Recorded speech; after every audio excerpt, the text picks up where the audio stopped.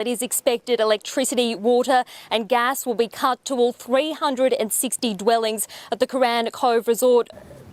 There are outstanding body corporate levies that haven't been paid. Up to 98% of those have been from the two corporate entities. All of us, as they quote the little mums and dads and the individual owners, we've paid our levies. We don't understand why we're in this crossfire about having all of our services cut. Well, what is the problem? Here's an outline of the problem, as one owner of a unit at Couran Cove told me. One company owes our body corporate over $14 million. That debt has been accumulating over many, many years. That is $14 million of budgeted expenses, including daily repairs and maintenance and long-term sinking fund projects on buildings, water systems, sewer treatment facilities and generators, which is money that obviously isn't available to be spent. Due to a critical shortage of funds, the island is falling apart around our ears. Regular power outages, substandard water quality and sewer overflows have become the norm. At the same time as owing money, the same people behind the unfinancial entities are getting themselves and their friends and business associates onto the island body corporates and controlling the big decisions, even though they are hopelessly unfinancial due to unpaid levies. Some of these decisions include offering themselves discounts not available to other owners, preventing debt collection processes to be taken against themselves to collect unpaid levies, and also blocking the appointment of legal practitioners to defend the regular onslaught of legal actions brought about by the same parties. Mr Deputy Speaker, a foul witch's cauldron of problems, all brought about because the legislation was not properly updated when it ought to have been. People owing large amounts of money, restricting others from being able to get onto bodies corporate, but using their positions themselves to be able to block those very same bodies corporate from recovering the debts that they owe. In June 2020, a service provider, so this is someone who provides electricity to the island, associated with the resort manager, that is the person who manages the resort, brought a $15 million claim against the body corporate. This is despite the fact that associated entities of that very same service provider, the person suing for $15 million, owed the body corporate millions in unpaid levies. It effectively denied the body corporate the capacity to pay the service provider, and the service provider then chose to sue the body corporate. The situation was so farcical that the utility supplier to the island cut off gas supplies because maintenance had slipped so badly the gas lines had become unsafe, and the result was residents had no gas for hot water or for cooking, and the residents were advised to go out and buy butane camping cookers. Now, amid a plethora of claims and counterclaims, residents also couldn't rely on the body corporate manager and were told to get their own legal advice at the cost of thousands of dollars. Again, obligations that a properly run body corporate should have accepted and taken on themselves. And, Mr Deputy Speaker, regrettably, the situation has deteriorated. Originally I had in the last 5 weeks since this bill was set to come on for debate, and 2 weeks ago I changed it to 7 weeks, and now it's 9 weeks. In fact, only 6 weeks ago, on Wednesday the 28th of September, electricity was cut off to many of the eco cabins lived in by residents.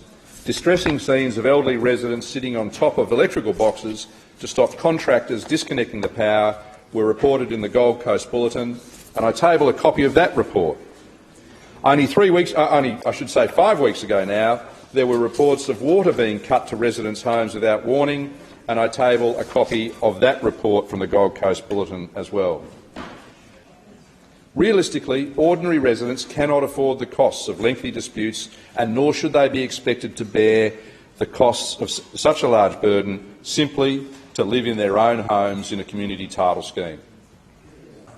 And again, here's what someone at a scheme said to me. We know that the conflicted people have already started transferring properties to third parties in anticipation of the new bill. So those people who have been doing the wrong thing have already started taking action because they know this bill's coming through. And we know there will be more fights coming up and cutting through red tape when they start crying and filing to the body corporate referee. What is said to have occurred? At the core of the issue is $25 million in alleged unpaid fees, money used to get power and water supply. In one corner, you have the Director of Services, while in the other is the body corporate, which is made up of several entities. According to the Director of Services, instead of receiving what he claims he's owed, the money was instead used by the body corporate elsewhere, including legal battles. But the body corporate now says that is not the case. You'd be forgiven for being a bit confused, leaving the residents who have forked out tens of thousands in body corporate charges stuck in the middle with no resolution in sight. We're joined now by Chairman of Eco Body Corporate, Ernie Johnson. Ernie, can you tell us, are body corporates diverting fees instead of paying service providers? Good morning, Sarah. Good morning, Carl. Absolutely not.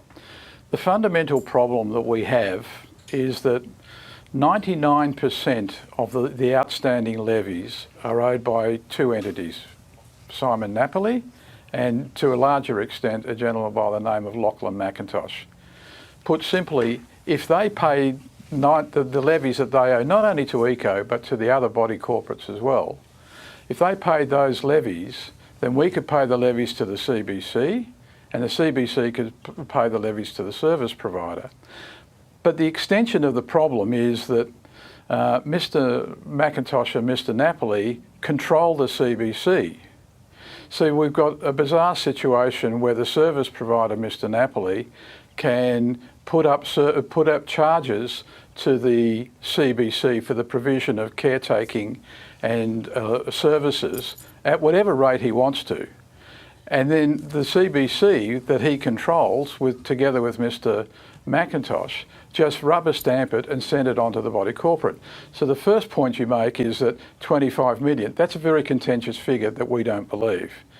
But the fundamental problem is they owe levies.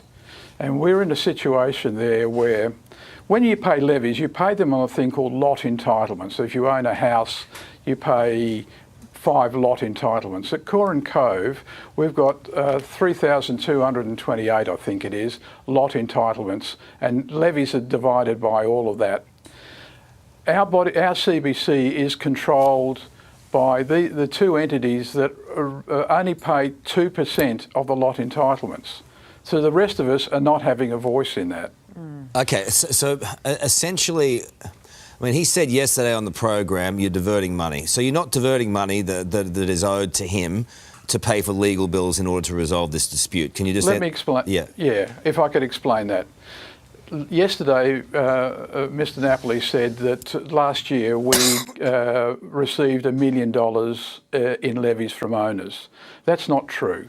The accounting systems that the body corporates use is based on an accrual system, which fundamentally means that when they raise the invoices for $1 million, but because Mr Napoli and Mr McIntosh don't pay their levies, we're only receiving 600-odd thousand, in fact $639,000 a year.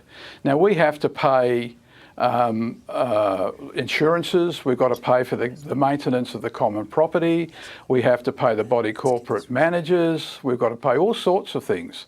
And we are supposed to pay levies for the water and all the rest of it. If Mr McIntosh and Mr Napoli paid their levies, that would be 400,000 for a start that would go over there. And yes, we do have a substantial legal fee of about, last year I think it was maybe 200,000, I stand to be corrected on that, that we had to pay on legal fees. But if we don't pay our legal fees, we're in a bigger mess, because a funny situation is that, not funny, it's serious, is that we're confronted with a problem where the CBC are suing ECO for the non-payment of levies to the CBC, which effectively means that we have to pay our own legal fees and the body corporate's legal fees to sue us. Ernie, my head is hurting, and I don't even live there. But at the end of the day, this needs to be sorted. How is it going to get sorted? Who's going to get involved really quickly? Well, the government are looking into it. We've been trying for 2 years to get Mr Napoli to the table. We've got a plan that we believe can sort the problem. As late as 2 weeks ago, I tried to talk to him and he just refuses to talk to me. But we do have a plan that can resolve this problem, but he has to come to the table. There are often complaints by proprietors that developers and operators of these complex schemes use the loopholes in legislation for their own financial advantage or to try to gain control of bodies corporate. I want to table articles that I think the member for Clayfield may have tabled as well, but one's entitled 89 Alone Powerless and Couran Cove Nightmare from the Gold Coast Bulletin on the 24th of September 2022 by Melanie Whiting, highlighting how residents of Couran Cove, who include the sick and elderly, have become collateral damage of a complex scheme consisting of 5 bodies corporate on the island. It's been reported that residents of at least 16 homes in Couran Cove have been living without electricity for more than a week over claims of money owed by one of the bodies corporate within the complex body corporate structure. One of those residents was 89-year-old Jan Pitt, who's partially blind and has been unable to wash her clothes, take a shower or charge devices in her home. And I would say, Mr Acting Speaker, this is just disgraceful. The desperate situation unfolding in Couran Cove highlights the urgent need for law reform. This bill will bring some immediate relief to the residents of Couran Cove, but I note the concerns of the shadow attorney that lawyers, of course, will be looking forensically at this legislation to see if there's some way for clients potentially to get around some of the provisions. Unit owners find it difficult to fund complex and costly litigation against developers and operators and are clearly at a disadvantage. Issues unit owners face include non-payment of levies, exclusion of subsidiary bodies corporate, non-representation of owners, failure to deliver essential services, conflicts of interest and recovery of costs. So this legislation goes some way in addressing all of these issues. The government has indicated that there are further stages of amendments to come in tranche 3. I note the concerns that these were based on reports that came back to the government in 2017. However, no time frame has been provided to date for the future tranches. I note too in the committee report, page 2, under government consultation, as advised by the department, while the amendments contained in the bill are generic, and I'm quoting, and not intended to be a direct intervention in disputes arising at Couran Cove, consideration has been given to representations of Couran Cove proprietors about what they perceive as the deficiencies in the MUD Act and BUGTA that adversely impact on fair and transparent body corporate governance in relevant developments and which result in detriment to proprietors. I note that most stakeholders are supportive of the bill and the LNP is not opposing it. The Strata Community Association is largely supportive of the bill, ensuring that genuine conflicts of interest, frivolous and vexatious disputes and appropriate definitions of associates have been accounted for. With the number of lots under strata schemes increasing, we need a government that's quick to act and that takes the lead on these issues rather than waiting until they get to crisis point. The reality is that the island has not been developed in the way that it was supposed to be or intended to be. Couran Cove service provider Simon Napoli, who owns 25 apartments, denies he's responsible for part of the growing debt, saying the claims we owe money as a mortgagee is incorrect and inaccurate, and is requesting the state government immediately intervenes. Residents claim the dispute is turning nasty, with a fire hydrant's water supply being blocked. The service provider told 7 News it was to stop vandals. I wish the Gold Coast City Council would recognise we are ratepayers too. We may be a little island across from the mainland, but we really are still a suburb of the Gold Coast, and we'd like some help. We're getting help from the Attorney General as much as she can, but really at the local level, wouldn't you think that Tom and his group would be able to come and at least sort out some power and water situations for us whilst the other... We haven't even got toilets now. Yeah, it's a serious problem. Terrible. Good on you, Ernie. Thank you.